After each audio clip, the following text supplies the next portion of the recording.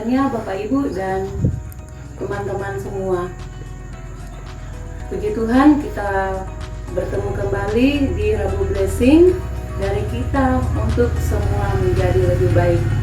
Sebelum kita masuk di dalam acara selanjutnya, mari kita awali di dalam doa.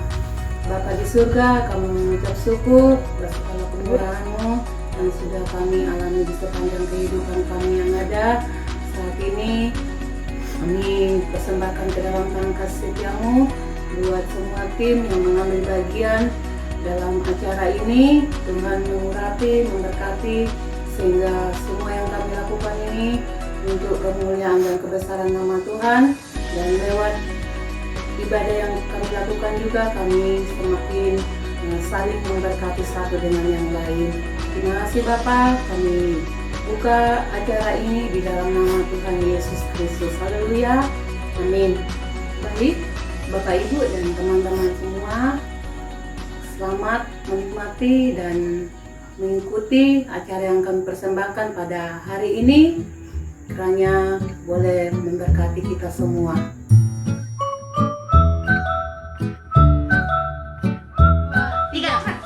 Burung pipit yang kecil dikasihi Tuhan, terberi diriku dikasihi Tuhan.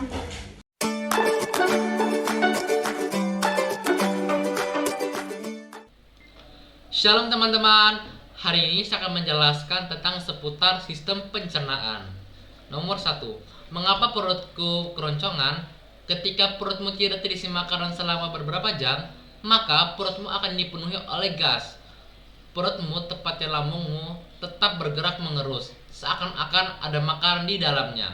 Gerakan mengerus ini menekan gas kuat-kuat dan terdengarlah suara keroncongan keras seperti bunyi garu. 2. Kemanakah makananku setelah ditelan? Makanan atau minuman yang ditelan akan diteruskan lewat kerongkongan menuju perut, atau tepatnya di bagian lambung. Di sana makanan dilumat dibuat menjadi semacam bubur. Bubur ini diteruskan lewat saluran pencernaan panjang yang disebut dengan usus, dan diubah menjadi sari makanan yang berukuran sangat kecil. Darah dapat menyerap sari makanan dari usus dan mengedarkannya ke seluruh tubuh. Tubuh akan menjadi sehat dan bertumbuh karenanya. Mengapa aku harus buang air besar? Sisa-sisa makanan atau tinja dari perut akan dibuang keluar melalui anus, yaitu lubang ujung terbawah. Kamu perlu buang air besar toilet untuk membuang sisa-sisa makanan tersebut. Sekian dari saya tentang sistem pencernaan. Terima kasih. Bye-bye.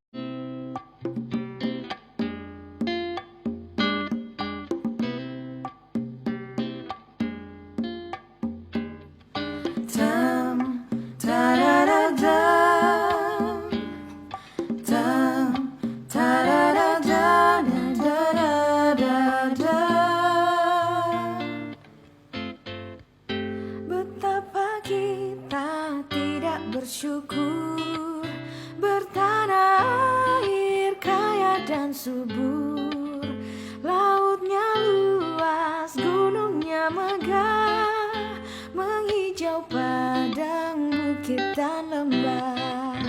Alangkah indah pagi mereka, bermandi cahaya surya nan cerah. Di tingkah kicau burung tak henti, bunga pun bangkit harum berseri.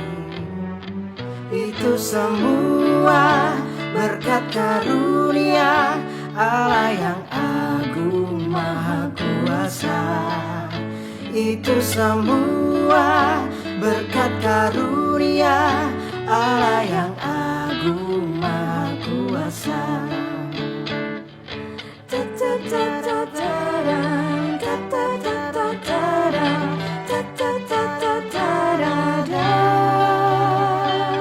Oh, bumi yang hijau, langitnya terang, berpadu dalam warna cemerlang. Indah jelita, damai dan teduh.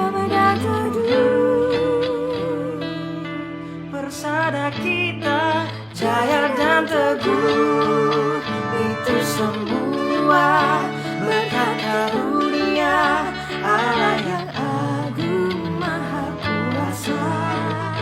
Itu semua berkat karunia Allah yang agung maha kuasa. Itu semua berkat karunia Allah yang agung maha kuasa.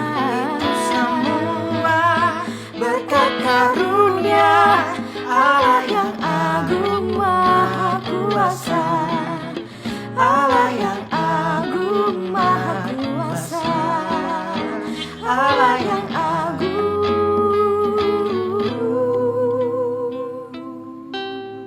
maha kuasa. Dam, da-da-da-dam, dam, da-da-da-dam, da-da-da-dam.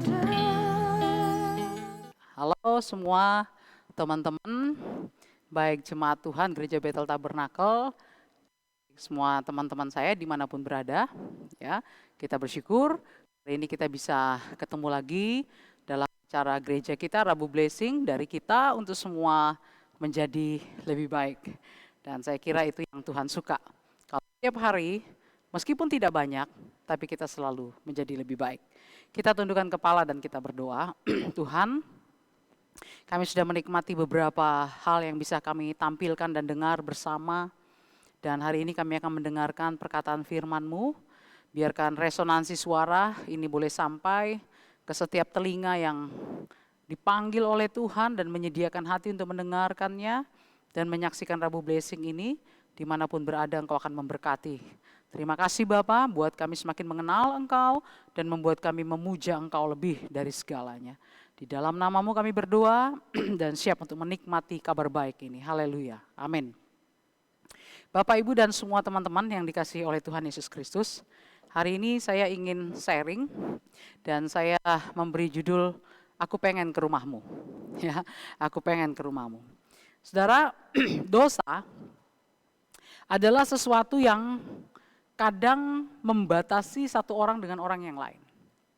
Bahkan ketika kita sadar, kita ini orang berdosa, kita sedang tenggelam dalam dosa, kita sedang melakukan dosa, ataupun orang memandang kita orang berdosa. Ini membuat kita membatasi diri kita dengan orang lain. Membuat kita nggak bisa bergabung dengan orang lain, ya, dan membuat orang lain atau kita pun alergi. Kenapa? Karena mungkin kita sendiri sudah tertuduh. Atau mungkin dengan tuduhan-tuduhan orang lain, kita merasa bersalah. Tapi orang-orang mengalami seperti ini, kalau Anda sedang mengalami hal seperti ini, ya, baik kita Kristen maupun yang bukan Kristen, saya ingin mengatakan, masih ada harapan. Semua bisa menjadi lebih baik, saudaraku yang dikasihi Tuhan Yesus Kristus. Kalau Anda hari ini merasa terpagar, tidak bebas karena melihat orang alergi dengan Anda masih punya harapan. Sebab Tuhan yang memiliki si dunia, selama Anda masih ada di dunia ini, yang diciptakan olehnya, maka Tuhan mencintai kita semua. Hari ini kita akan belajar tentang seseorang yang bernama Sakeus. Sakeus itu adalah orang yang dibenci semua orang. Ya. Dan saya melihat jarang orang kasih nama Sakeus sama anaknya. Saya punya teman ada beberapa saja namanya Sakeus tapi jarang. Bahkan selama saya menjadi gembala, jemaat-jemaat menyerahkan anak nggak ada itu yang kasih nama Sakeus, itu belum ada, jarang ya, walaupun ada tapi jarang. Tapi kita bisa melihat di dalam Alkitab hari ini menjadi sesuatu, hidup Sakeus menjadi sesuatu yang luar biasa dan inspirasi kebenaran tentang bagaimana hubungan Yesus dengan Sakeus yang luar biasa, dan ini yang seharusnya juga menjadi hubungan kita dengan sesama kita dan kepada Tuhan. Cerita Sakeus ini kan familiar mulai dari sekolah minggu dengan cerita sosok orangnya pendek naik ke atas. Tapi ada kebenaran yang lebih, Anda sebagai orang yang dewasa, ada kebenaran yang dalam yang ini kita sama-sama akan ketahui bersama. Dan ini membuat kita sadar bahwa dari hidup Sakeus, saya tahu dan saya ingin memberitahu kepada kita semua bahwa semua kita, siapapun Anda, bahkan yang hebat dan terkenal sekalipun, Anda punya sisi yang tersembunyi dan yang disembunyikan. Ya. Nah, pemungut cukai dalam Lukas 19 ini ya, kisah ini ada di dalam Lukas 19 ayat 1 sampai ayat yang ke-9. Ya. Nah, pemungut cukai itu adalah orang yang dikatakan lebih dari orang berdosa. Jadi di Alkitab itu ada 2 level orang berdosa. Orang berdosa yang secara umum memang berdosa, tapi ada lagi yang lebih ngeri daripada orang berdosa, levelnya lebih tinggi dari orang berdosa, yaitu pemungut cukai. Ya, pemungut cukai. Siapa itu pemungut cukai? Jadi pemungut cukai itu dianggap orang yang paling berdosa dari orang berdosa. Kenapa? Karena pemungut cukai itu adalah orang yang mengurusi orang Yahudi untuk bayar pajak ke Roma. Kan Yahudi ini diajar Roma itu. Jadi mereka harus bayar pajak ke Roma dan pemungut cukai itu yang mengurusi itu. Ya. Jadi tagih dari orang Yahudi, ya. Tapi mereka tagih itu melebihi dari kapasitas yang harus dibayarkan ke kerajaan Roma. Jadi contohnya harus bayar 10.000, mereka tagih sampai 20 atau 25.000. Sehingga mereka dibenci sama orang Yahudi. Dan ternyata bukan cuma orang Yahudi, warga Roma, pemerintahan Roma pun benci. Kenapa? Karena mereka, apa yang mereka tarik, mereka kasih ke Roma itu mereka potong juga. Tidak full mereka kasih ke Roma, mereka bermain baik kepada orang Yahudi maupun orang Roma. Sehingga baik orang Yahudi maupun pemerintahan Roma benci sekali sama yang namanya pemungut cukai ini. Nah, jadi kenapa kalau Anda baca dalam Alkitab orang berdosa dan pemungut cukai? Karena orang berdosa dan yang lebih lagi dipandang lebih mengerikan adalah pemungut cukai. Nah, teman-teman yang dikasihi Tuhan Yesus Kristus, kita perlu tahu Sakius itu bukan cuman pemungut cukai. Tapi Sakius ini apa? Kepalanya pemungut cukai. Gembongnya pemungut cukai, otaknya pemungut cukai. Dan benar-benar asli dia dibenci banget. Kalau hari itu Anda ada bersama dengan dia, dan Anda mau nongkrong dengan dia, pasti Anda akan dihujat. Anda akan diomongi sebagai orang yang sama-sama makan darah dan lain sebagainya. Enggak ada orang yang mau nongkrong sama dia kecuali yang sejawat dengan dia. Nongkrong aja orang enggak mau, apalagi mau satu gereja sama dia. Mungkin kalau dia masuk di gereja kasih pembatas bukan karena, tapi orang enggak mau berdekatan dengan dia. Ya, nah saudaraku yang dikasih oleh Tuhan Yesus Kristus, sehingga dia susah dengar tentang Yesus karena orang-orang, termasuk orang Farisi, orang agama, orang baik-baik membenci dia semua. Ya, nah saudaraku, kita semua punya sisi dosa dalam hidup kita, dan seringkali saudara, apa yang menjadi kekurangan kita itu bisa menjadi penolakan buat orang lain di komunitas dan di masyarakat. Tapi kita lihat di ayat yang keempat ya. Di ayat yang keempat, maka berlarilah ia, jadi dia mendengar Yesus datang, pada waktu Yesus datang, lewat ya di daerah itu, lalu kemudian ayat yang keempat saya langsung, maka berlarilah ia mendahului orang banyak, lalu memanjat pohon ara untuk melihat Yesus yang akan lewat di situ.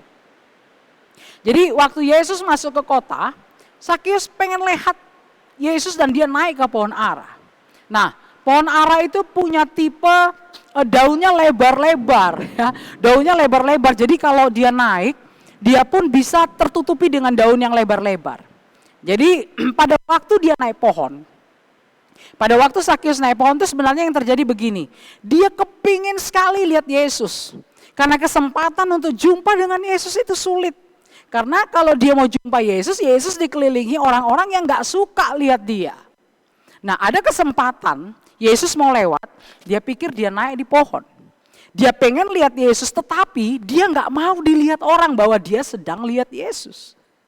Ya, ini miris saudaraku sebenarnya. Dan ada banyak orang Kristen yang seperti itu sebenarnya. Dia ingin ketemu Tuhan. Dia ingin mendengarkan kebenaran itu, tapi dia tidak percaya diri untuk pergi ke gereja. Karena dia tahu waktu dia di gereja orang akan memandangnya sebelah mata, orang mulai membicarakannya dan orang mulai melihat dia dengan sinis. Tapi sebenarnya dia ingin ketemu dengan Yesus. Ya. Nah saudaraku yang dikasihi oleh Tuhan Yesus Kristus. Jadi sekali lagi di dunia online ini sebenarnya banyak menolong orang-orang yang seperti ini. Orang yang pengen dengar firman Tuhan, Ya, tapi karena online sudah tidak perlu ke gereja, dia tidak perlu takut dilihat orang, dinilai orang, dihakimi orang, tapi dia bisa dengar tentang Yesus. Makanya itu kenapa saya mengajak teman-teman ketika mempresentasikan sesuatu di online, ayo kita buat yang terbaik. Supaya yang terbaik itu bisa menjadi benih yang mungkin benih yang kita tabur dari Rabu Blessing atau setiap ibadah-ibadah itu mungkin sedang jatuh di tanah yang tidak subur. Tapi karena benih yang kita berikan yang terbaik, maka itu bisa mengalahkan tanah yang tidak subur. Untuk kita semua, lakukan yang terbaik, kasih yang terbaik dari Anda semua. Karena itu yang Tuhan berikan dalam hidup kita. Kita kembali lagi, saudaraku yang dikasih Tuhan. Ya, jadi dalam kehidupan ini, bahkan dalam kehidupan di gereja juga seperti itu. Dalam hidup komunitas kita sehari-hari, ada orang pengen tahu banget kita, tapi dia tidak ingin diketahui kalau dia kepengen tahu tentang kita. Saudaraku yang dikasih oleh Tuhan Yesus Kristus, ya, itu banyak itu orang-orang yang seperti itu. Dia ngintip Yesus, Sakius ngintip Yesus, lihat Yesus, dan kemudian Yesus melihat dia. Dan Yesus berkata, "Hai Sakius, turunlah." Ya, di ayat selanjutnya dikatakan di sana, Sakius, ayat yang kelima, segera turunlah, sebab hari ini aku harus menumpang di rumahmu. Nah Bapak Ibu yang dikasih oleh Tuhan Yesus Kristus, dia nggak panggil, "Hei mas bro, hei kamu orang berdosa, kamu pemungut cukai ya?" Enggak. Tapi dia panggil dengan namanya, Sakius, turunlah. Hari ini aku mau ke rumahmu. Ya. Saudaraku, ini menunjukkan bahwa Yesus itu kenal kita nama demi nama, dan haleluya, ini puji Tuhan. Tuhan kenal kita. Dia lebih senang mengenal nama kita. Ya, daripada apa semua yang menjadi predikat-predikat yang diberikan kepada kita oleh dunia ini. Dan Yesus berkata, lihat, ya, di ayat yang kelima Yesus lihat dan Sakius turunlah, hari ini aku mau menumpang di rumahmu. Dan menurut saya ini kata-kata yang sangat luar biasa. Kenapa? Tadi saya sudah ceritakan, orang semua benci sama Sakius, gak suka. Nongkrong sama dia itu berarti kita juga siap dihujat. Tapi ini yang luar biasa dari Yesus. Dia terang-terang panggil Sakius, "Woi Sakius, turun, hari ini aku mau ke rumahmu." Dia gak suruh murid-muridnya, Petrus tolong ya, pelan bisikin Sakius, kita mau kita minum di rumahnya boleh. Kita boleh ke rumahnya enggak? Tapi kalau bisa jangan orang tahu ya, nanti ibu ini. Dia enggak begitu Yesus. Tapi dia langsung sebut, "Hai Sakius, turunlah. Hari ini aku mau menumpang di rumahmu." Dengan kalimat itu otomatis audiens dan orang-orang yang memonitor Yesus. Ya, ada orang yang ingin lihat Yesus buat mujizat apa, karena pengen cari makan aja. Ada orang-orang yang pengen cari salahnya Yesus. Hari itu mendengar bahwa Yesus mau makan di tempat orang paling berdosa. Ya, saudaraku yang dikasihi oleh Tuhan Yesus Kristus, Yesus mau hang out. Dia bicara dengan lantang, "Sakius, aku mau ke rumahmu," tanpa ditutup-tutupi. Tanpa ada privasi.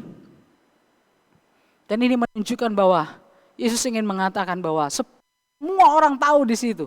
Dan kita semua tahu bahwa Yesus datang ke dunia ini memang untuk orang berdosa. Dia merangkul apa yang ditolak oleh orang lain. Ya, ada beberapa golongan saudaraku yang hari itu mendengarkan. Ada golongan yang ngecek Yesus bikin mujizat apa nih? Kita bisa makan apa lagi dari mujizat Yesus? Orang ikut karena Yesus buat banyak mujizat yang menguntungkan jasmani dan finansialnya. Kita ngecek hari ini. Ya. Tapi ada juga golongan-golongan orang yang mau tahu bagaimana Yesus. Kira-kira kesalahan apa lagi yang dibuatnya?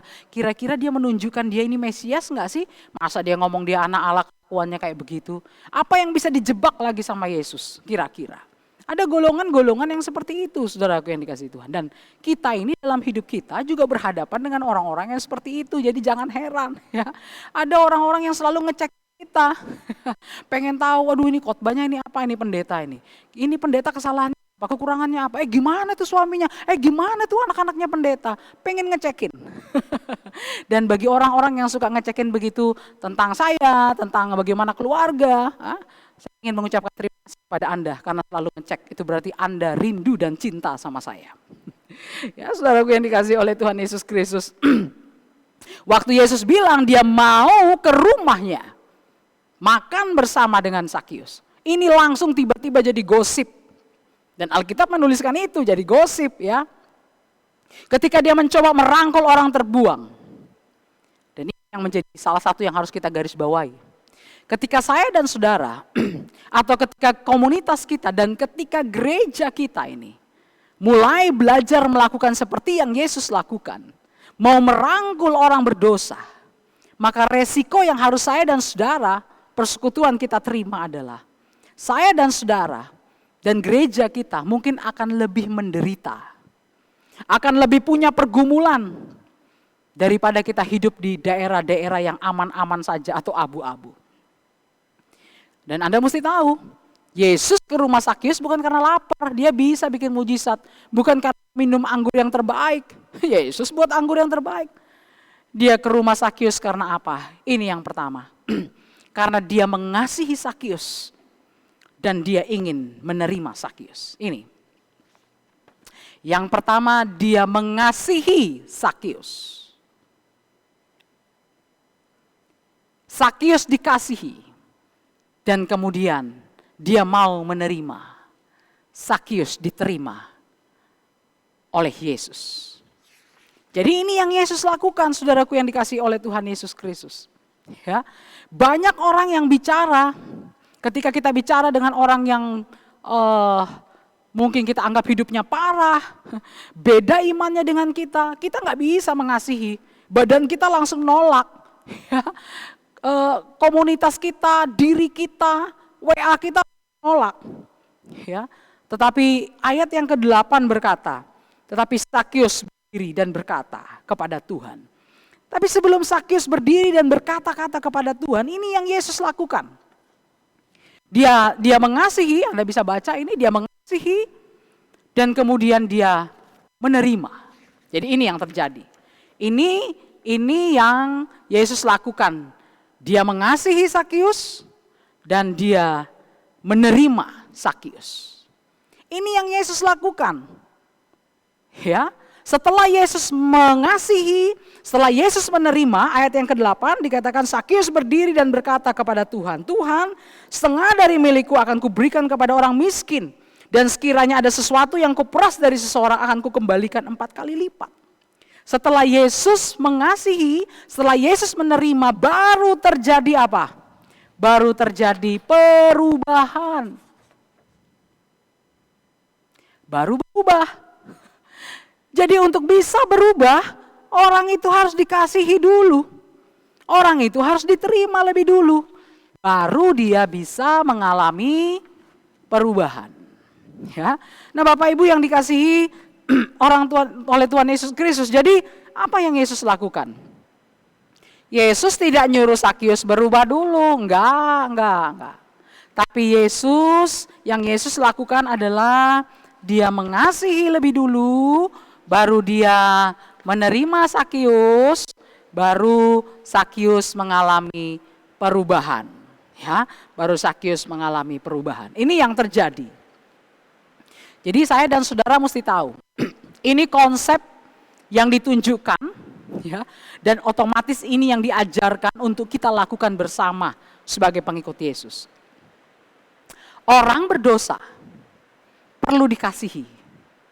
Orang berdosa perlu disapa. Bukan diomongin tapi di tempat yang lain. Orang berdosa perlu dikasihi. Orang berdosa perlu diterima. Jangan dulu harapkan perubahannya. Kasihi dulu.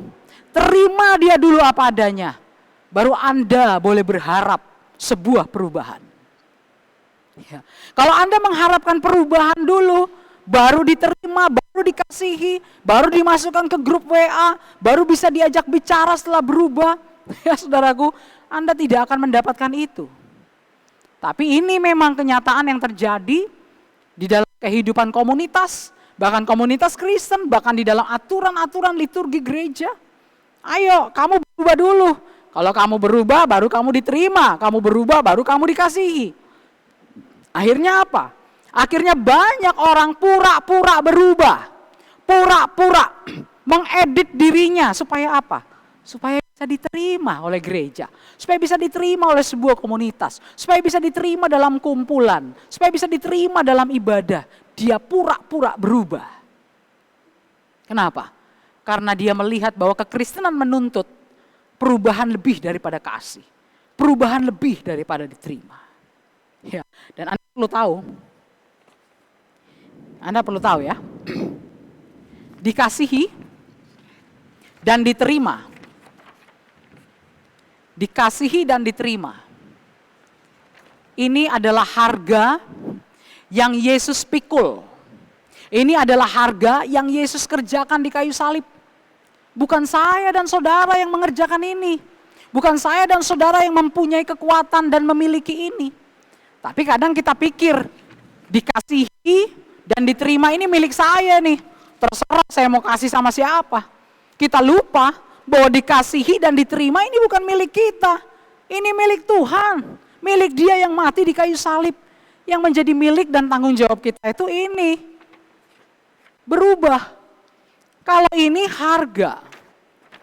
harga yang dibayar oleh Yesus. Ini harga yang dipikul oleh Yesus. Mengasihi dan menerima. Dan harganya itu adalah di kayu salib Dia terima kita. Ini nggak bisa kita lakukan. Kita dianugerahkan oleh Tuhan. Dan kemudian ini yang kita salurkan. Kita berikan kepada orang lain. Nggak boleh tuh kita simpan-simpan. Kita yang punya tombol sama aku kasih. Ini bukan milik kita Bapak Ibu, ini milik Tuhan. Harga yang harus kita bayar adalah ini. Kebalik. Harga yang harus kita bayar ini berubah. Ini salib yang harus kita pikul. Ya, ini tanggung jawab yang harus kita lakukan. Dan ini adalah bagian kita. Karena kita sudah apa? Karena kita ini sudah dikasihi. Karena kita sudah dikasihi, kita sudah terima. Ini Yesus yang pikul. Dan ketika kita sudah mengalami ini, kita punya tanggung jawab untuk memikul ini, perubahan. Bapak Ibu yang dikasihi oleh Tuhan Yesus Kristus. Jadi Anda tidak boleh menuntut perubahan melebihi kasih dan penerimaan yang Anda berikan kepada seseorang. Itu yang Yesus lakukan. Dia mati di kayu salib untuk mengasihi dan menerima. Dan tanggung jawab kecil yang Dia berikan kepada kita adalah kita berubah. Lihat Sakius, Tuhan ngobrol dulu sama dia. Tuhan sama-sama dia dulu tuh makan sama-sama, bergaul. Enjoy, nongkrong, hang out dulu sama Sakius. Dan tanpa Yesus paksa-paksa, tanpa ditengking-tengking, bahkan tanpa didoakan sama Yesus. Tiba-tiba, hanya dengan sapaan, rangkulan, dan mau bergaul, Sakius mengalami perubahan. Dan ini mengajar saya dan saudara semua. Sekian lama kita ini berdoa buat orang-orang gak berubah-berubah. Karena mungkin jawabannya sebenarnya Tuhan gak mengubah. Kita gak pernah nyapa. Kita gak pernah telepon. Kita gak pernah WA. Kita gak pernah menyapa seseorang. Kita cuma berdoa saja. Suruh Tuhan yang mengubah. Saudaraku yang dikasihi Tuhan, sekali lagi mengasihi dan menerima. Itu milik Allah. Anda gak boleh peluk sendiri dan memencet nombolnya sesuka Anda. Itu milik Allah yang harus Anda salurkan. Saya dan Anda dan gereja salurkan kemana saja. Dan nanti yang menjadi tanggung jawab kita bersama adalah berubah.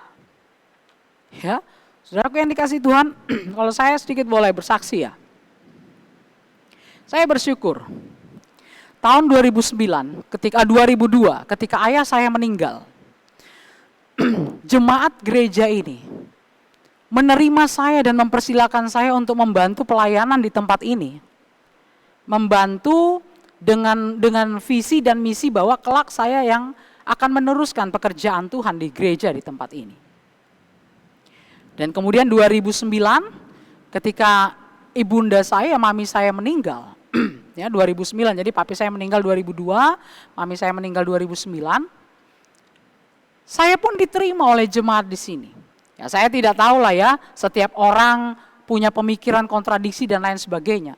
Tetapi secara general, ya, dalam sebuah kesepakatan bahwa jemaat di sini menerima saya untuk mengembalakan dan melanjutkan pekerjaan Tuhan di tempat ini. Saya ingin katakan begini, di tahun 2002 mulai membantu dengan pemahaman bahwa ketika ayah saya meninggal, nanti saya yang akan melanjutkan dan pelan-pelan dulu menemani mami yang masih menjadi gembala pada saat itu dan pelan-pelan akan meneruskannya. Saya sadar saudaraku, dan saya ingin beritahu Anda, di tahun 2002 keadaan saya tidak begini. Rohani saya pun tidak seperti ini.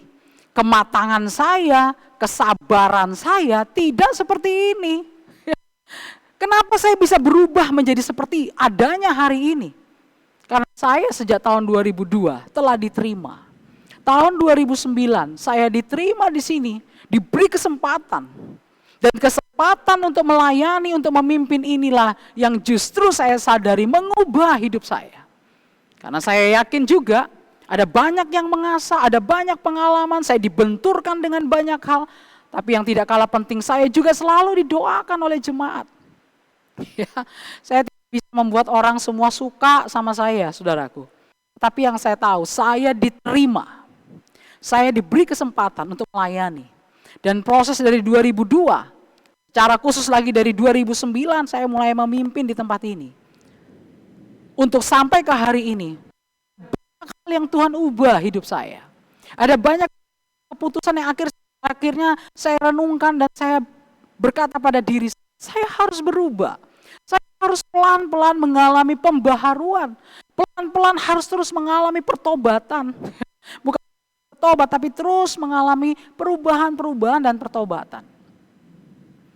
Dan itu yang membuat saya bisa ada sebagaimana hari ini, saudaraku. Bersyukur bisa diterima, dicintai, bukan cuma saya. Bahkan ketika saya menikah, suami saya diterima. Ketika saya punya anak-anak saya diterima dengan segala macam kekurangan mereka. Tapi saya yakin apapun yang terjadi ke depan, ya, cinta Anda sebagai jemaat, bahkan yang sudah biasa ditunjukkan selama saya sakit, nanti hari Minggu saya akan saksikan beberapa hal yang luar biasa. Saudaraku yang dikasihi Tuhan, saya yakin itu bukan cuma akan mengubah saya, tapi akan mengubah seisi keluarga saya. Ya, saudaraku yang dikasihi Tuhan, dan saya juga apakah saya akan menjadi sama seperti sekarang? Ada pendewasaan yang Tuhan ajarkan, ada kematangan yang Tuhan dewasakan, ada inspirasi, ada hikmat yang Tuhan tambahkan. Apakah itu akan terjadi kalau seandainya Anda semua sibuk dengan penolakan-penolakan? Ya, kalau Anda dulu mempersoalkan bagaimana tahun 2002 atau 2009, saya ini orangnya keras, nggak cocok nih jadi pendeta, orangnya keras, orangnya A, B, C, D, dan lain sebagainya. Saya tidak akan bisa seperti ada sekarang ini, dan kita tidak bisa bersama-sama mengembangkan semua ini dengan baik. Ya, tapi karena sebuah penerimaan, itu membuat saya mengalami banyak perubahan, menjadi seorang hamba Tuhan yang mengalami banyak perubahan dari tahun 2002, 2009 sampai hari ini. Ya, saudaraku yang dikasihi oleh Tuhan Yesus Kristus, jadi mari kasih dan penerimaan itu kita lepaskan. Karena itu milik Allah yang harus kita bagikan. Itu punya Allah, bukan punya kita. Sering kecenderungan kita adalah kita ingin orang berubah, baru kita kasih. Baru kita mengasihi, kita senang, dan baru kita memberikan penerimaan kita. Sekali lagi, kasih dan penerimaan itu milik Tuhan. Ya, jangan pernah anggap sebelah mata orang-orang yang seperti Sakyus. Kalau Anda ketemu orang model Sakyus di pekerjaan, di rumah tangga, bahkan di gereja sekalipun, Anda harus menyiapkan kasih dan penerimaan yang Tuhan sudah anugerahkan kepada kita semua. Ya, walaupun kita harus punya prinsip. Yesus kumpul sama orang berdosa, tapi dia nggak ikut berdosa. Yesus ikut di dosa, walaupun dia kumpul dengan orang narkoba, nggak berarti dia juga minum narkoba. Dia punya prinsip yang harus dia bangun. Jadi dia merangkul orang berdosa untuk menanamkan nilai kebenaran dan membangun kerajaan Allah di sana.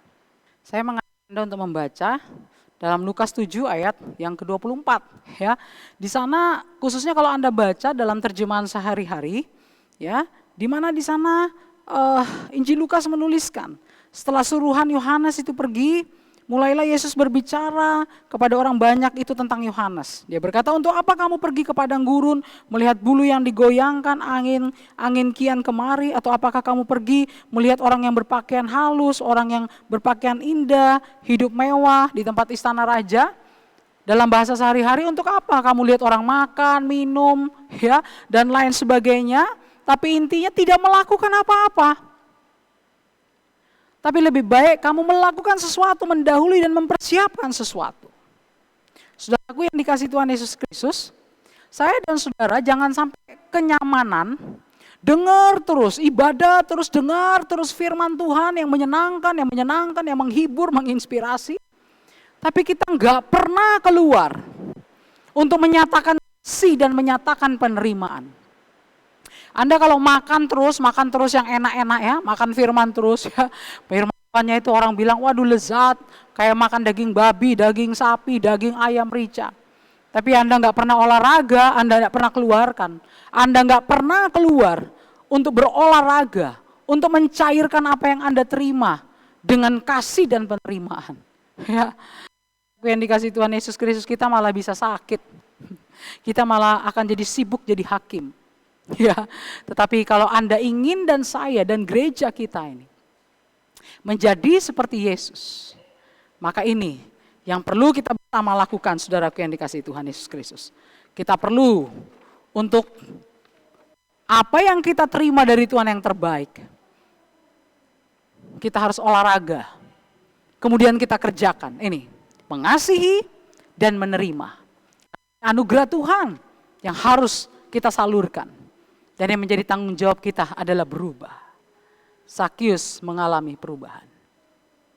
Saudaraku yang dikasihi oleh Tuhan Yesus Kristus, biarlah anugerah Tuhan hari ini menolong kita semua. Dan saya berharap apa yang saudara dengar, yang saya sampaikan ini mulai berproses dalam pikiran Anda, dalam hati Anda. Dan Anda mulai mengenal Yesus lebih dalam lagi dalam hidup ini. Bahwa dia pribadi yang mencintai dan mengasihi kita semua. Dan dia ingin saya dan saudara, ya, ketika Anda merindukan orang lain berubah, bukan mulai dengan menuntut perubahannya, tapi mulailah untuk mengerjakan sesuatu, mengasihi dan menerima mereka. Kita berdoa. Bapa di surga, terima kasih buat anugerah-Mu yang besar. Hari ini kami sudah belajar dari Sakius, belajar dari pribadi-Mu yang begitu mengasihi kehidupan kami. Dan mulai hari ini kami yakin kasih dan anugerah-Mu menjadi bagian kami semua. Kami punya kekuatan untuk bisa mengasihi dan menerima. Dan kami tahu semua yang menjadi perubahan adalah tanggung jawab kami semua ketika kami menerima benih yang terbaik dari Engkau. Dimanapun kami berada, Tuhan memberkati kami semua. Terima kasih Bapa di dalam surga. Biarlah kasih karunia dari Allah Bapa, cinta kasih di dalam anaknya Yesus Kristus dan persekutuan dalam Roh Kudus akan memimpin, memberkati dan memperlengkapi kita semua mulai hari ini sampai Maranatha Tuhan menjemput kita sekalian. Haleluya. Amin. Tuhan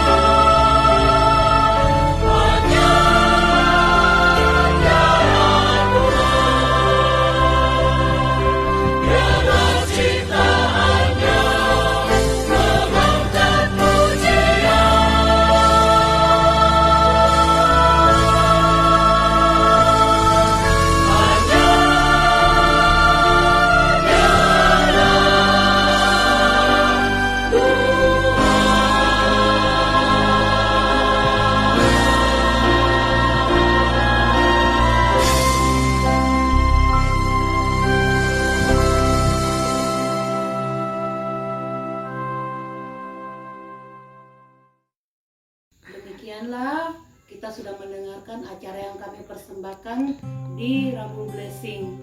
Dari kita untuk semua menjadi lebih baik. Kiranya boleh memberkati Bapak Ibu dan teman-teman semua. Tuhan Yesus memberkati. Sampai bertemu di Rabu Blessing berikutnya. Semangat!